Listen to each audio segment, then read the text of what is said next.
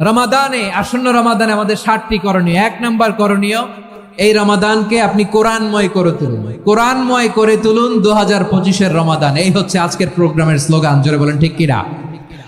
আমার প্রিয় ভাইরা, ধীরস্থির ভাবে কোরআন তেলাওয়াত করুন, তাড়াহুড়ো করে নয়। রমাদানের 1 খতম দেওয়ার একটা সহজ পদ্ধতি হচ্ছে রমাদানের প্রতি নামাজের পরে 4 পৃষ্ঠা, তাহলে 5 ওয়াক্তে 4 পাঁচা 20 পৃষ্ঠা, হেফজে কোরআন গুলো 20 পৃষ্ঠা 1 পারা, এভাবে 30 দিনে আপনার 1 খতম হয়ে যাবে। আমরা যেন তার তিলের সাথে বিশুদ্ধভাবে কোরআন তেলাওয়াত করতে পারি, আল্লাহ তৌফিক দান করুক। পড়ে না আমিন। 2 নাম্বার করণীয়, ধীরস্থির ভাবে তারাবির সালাত গুলো যেন আমরা আদায় করি। তাড়াহুড়ো করবেন না, আল্লাহর ওয়াস্তে তাড়াহুড়ো করবেন না, তাহলে কোরআন আমাদের জন্য বদদোয়া করবে। তাড়াহুড়ো করবেন তারাবির নামাজে। তারাবির নামাজ সালাতুত তারাবিহ মানে বিশ্রামের নামাজ, আর আমরা পড়ি সালাতুল কিতার, রেলগাড়ির মতো নামাজ। চিল্লায় বলেন ঠিক কি না? না, এরকম করবেন না। ইমাম সাহেবদেরকে আশ্বস্ত করুন যে ইমাম সাহেবরা আমরা পিছনে আসি আপনাদের সাথে, আপনি আস্তে আস্তে পড়েন, তার তিলের সাথে পড়েন, ধীরস্থির ভাবে তারাবির সালাত পড়বেন। সারা বছর এই সুযোগ হয় না দাঁড়িয়ে কোরআন শোনার, এরকম আয়োজন ব্যবস্থাপনা সারা বছর আর আমরা পাই বলেন তো না। তারাবির সালাতের রাকাত বিতর্ক এড়িয়ে চলুন, রাকাত নিয়ে বিতর্ক করবেন না। 8 রাকাত 20 রাকাত নিয়ে যে মারামারি এই দেশে, এটা শয়তানের ফন্দি। চিল্লায় বলেন এটা কার ফন্দি? আমরা 20 রাকাত পড়ি, আপনারা হয়তো 8 রাকাত পড়েন, কোনো অসুবিধা নাই। আমরা যারা 20 রাকাত আমরা পড়তেছি, আমরা 20 রাকাতের কথাই বলি, 20 রাকাত আমরা পড়বো আজীবন। সৌদি আরবে মক্কা মদিনায় 20 রাকাত পড়ে, কোনো অসুবিধা নাই। অন্যান্য মসজিদগুলো 8 রাকাত পড়ে, এই নিয়ে এদের মধ্যে মারামারি আছে? হ্যাঁ, এই জন্য রাকাত বিতর্ক এড়িয়ে চলবেন। প্রিয় ভাইয়েরা, আপনার আমল আল্লাহর কাছে কবুল হবে সংখ্যার বিচারে না উত্তমতার বিচারে? বলেন তো, সংখ্যার বিচারে না উত্তমতার বিচারে? উত্তমতার বিচারে। কত চমৎকার ভাবে আপনি আল্লাহর সামনে দাঁড়াতে পারছেন এটা বিবেচ্য। রুকু সেজদাগুলো সুন্দরভাবে করবেন, রুকু থেকে সোজা হয়ে দাঁড়ানো ওয়াজিব, 2 সেজদার মাঝখানে সোজা হয়ে বসা ওয়াজিব। এই তাআদিলুল আরকান বাদ দিলে হানাফি মাযহাব মতে সৌ সেজদা দিতে হবে, অন্য মাযহাব মতে নামাজই হবে না, আপনার নামাজই হবে না। এই জন্য ধীরস্থির ভাবে তারাবির সালাত যেন আমরা আদায় করি। পারা যাবে তো ইনশাআল্লাহ? 3 নাম্বার, তাহাজ্জুদের সালাত আদায় করুন। বছরের অন্য সময় উঠতে পারি না, অনেকে বলে হুজুর উঠতে পারি না, কিন্তু রমাদানে সাহারি খাওয়ার জন্য তো উঠাই লাগে। কি বলেন, সাহারি খান আপনারা? হ্যাঁ, খান না? খান কে কে দেখি তো? মাশাআল্লাহ মাশাআল্লাহ। এই সুন্নত পালনের জন্য 1 নাম্বার। মাশাআল্লাহ, ঠিক আছে, পালন করবেন। আল্লাহর হাবিব বলেন তাসাহারু ফা ইন্না ফিস সাহুরি বারাকা, তোমরা সাহারি খেও, কেননা সাহারির ভেতরে বরকত ঢুকায় দিয়েছে কে? একটা খেজুর 1 গ্লাস পানি খেলো সারা দিন আপনাকে তরতাজা রাখে কে? তো সাহারির জন্য যেহেতু উঠতেই হয়, সাহারি খাওয়ার আগে বা পরে 2 রাকাত 4 রাকাত তাহাজ্জুদ পড়া যাবে না? রব্বুল আলামিন বলেন ওয়ামিনাল লাইলি ফাতাহাজ্জাদ বিহি নাফিলাতান লাকা আসা আইয়াবআসাকা রাব্বুকা মাকামান মাহমুদা। ও নবী, রাতের কিছু অংশ সময় তাহাজ্জুদের সালাত আপনি আদায় করবেন, কারণ এই তাহাজ্জুদ হলো আপনার জন্য নাফিলাতাল লাক, অতিরিক্ত ফরজ। আপনাকে মাকামে মাহমুদে অধিষ্ঠিত করবে কে? এজন্য যারা সম্মানিত হতে চান, সম্মানের আসনে যেতে চান, তাদের জন্য তাহাজ্জুদ অবধারিত। আমরা রমজানে সাহারির আগে তাহাজ্জুদ পড়তে চাই কি চাই না? এই নামাজটারে আল্লাহ বড্ড ভালোবাসেন। কেন জানেন? কারণ গভীর ঘুমকে স্যাক্রিফাইস করে আমরা এই নামাজ পড়ি। ঘুমের আরবি জানা আছে কারো? ঘুমরে আরবিতে কি বলে? অনেকগুলো আরবি আছে। একটা আরবি হচ্ছে নুআস, তন্দ্রা, তন্দ্রা, আমানাতান নুআসা কোরআনে এসেছে। আরেকটা আছে ঝিমুনি, ঝিমুনি, এইভাবে ঝিমুনি আসে ঘুমের আগে, এটারে বলে সিনা। এটারে কি বলে? সিনা। স্বাভাবিক ঘুমকে আরবিতে বলে নাউম। স্বাভাবিক ঘুমকে কি বলে? এই সিনা আর নাউমকে আল্লাহ এক আয়াতে এনেছেন, লা তাখুযুহু সিনাতু ওয়ালা নাউম। আল্লাহর তন্দ্রা নাই, ঘুম নাই, ঘুমের আগে যে তন্দ্রা আছে ওইটাও নাই। তাহলে নুআস, সিনা, নাউম পেলাম। আরেকটা ঘুমের আরবি হচ্ছে হুজুদ। চাঁপাইনবাবগঞ্জ আওয়াজ করে বলেন, আরেকটা ঘুমের আরবি কি? হুজুদ। এটা মাঝরাতের ঘুম, শেষ রাতের ঘুম, যেই ঘুমটা বড্ড মজা লাগে। কাঁথা টেনে টেনে, ব্ল্যাঙ্কেট টেনে টেনে আরেকটু ঘুমাইতে মন চায়, আরেকটু, আর 1 মিনিট, আর 2 মিনিট, এরকম একটা মজার ঘুম শেষ রাতে আছে না নাই?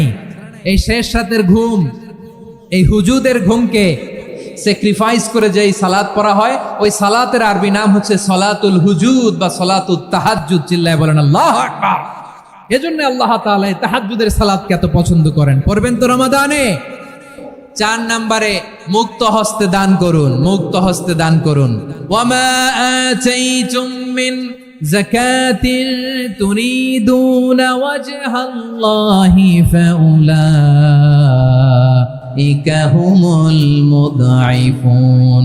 তোমরা মনে করো না যাকাত দিলে তোমাদের সম্পদ কমে যায়, এটা ভেবো না, বরং তোমরা আল্লাহর খুশির জন্য যে যাকাত দাও, তারপরে তোমার যে সম্পদ থাকে ওই সম্পদের মধ্যে প্রবৃদ্ধি দান করে কে? আপনি মনে করছেন দিলে কমে? চাঁপাইনবাবগঞ্জের ভাইয়ের আওয়াজ করে বলেন, দান করলে কি সম্পদ কমে নাকি বাড়ে? আওয়াজ করে বলেন, কমে না বাড়ে? বাড়ে। যেটা দান করেন, কামাসালি হাব্বা আম্বাতাত সাবআ সানাবিলা ফি কুল্লি সুম্বুলাতিন মিয়াতি হাব্বা। 1 টাকা দান করলে এটা চারা বীজের মতো, রূপে দিলে 7টা শীষ, প্রতি শীষে হয় 100 শস্য দানা। আল্লাহ যারে চায় এরকম বাড়ায় দেয়, প্রবৃদ্ধি দেয়। সুবহানাল্লাহ। এজন্য মুক্ত হস্তে দান করতে রাজি আছেন? আগে আগে যাকাত ক্যালকুলেট করে রাখেন। আপনার যাকাত বর্ষ যদি পরেও হয়, দেরি করেও হয়, ধরেন যে প্রতি বছর মুহররমে দেন, আপনি আগে দিতে পারবেন। যাকাত অগ্রিম আদায় করা যায়। সুবহানাল্লাহ বলেন। বিষ্ণু ইসা ইসলাম রমাদানে এত দান করতেন, কানা আজওয়াদান নাস, কিন্তু রমাদানে আজওয়াদুন নাস আজওয়াদু বিল খাইরি মিনার রিহিল মুরসালা। প্রবাহিত বাতাসের চেয়ে বিশ্বনবী আরো বদান্যতা বেড়ে যেত। প্রবাহিত বাতাস যেমনি সবাইরে বাতাস দেয়, আস্তিক নাস্তিক মুমিন কাফির সবাইকে শীতল করে দেয়, তেমনি নবীজির রমাদানের দান ছিল এমন, কেউ নবীর কাছে চেয়ে ফিরে গিয়েছে এর নজির নাই। জোরে বলেন সুবহানাল্লাহ। রমাদানে দান করব, ইফতার শেয়ার করব।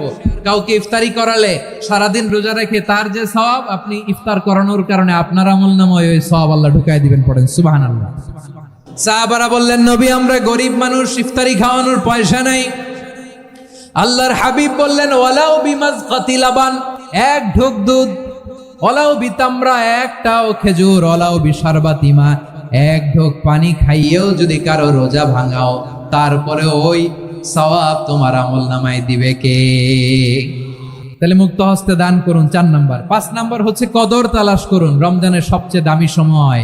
বিষ্ণু বলেন, মান হুরিমা খাইরাহা ফাকাদ হুরিম।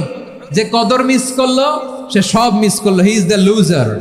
আচ্ছা বলেন, এই বরকতের মাসে আমরা কি লুজার হতে চাই না গেইনার হতে চাই? সবাই বলেনি। বলেন, এই রমাদানে আমরা লুজার হব না গেইনার হব?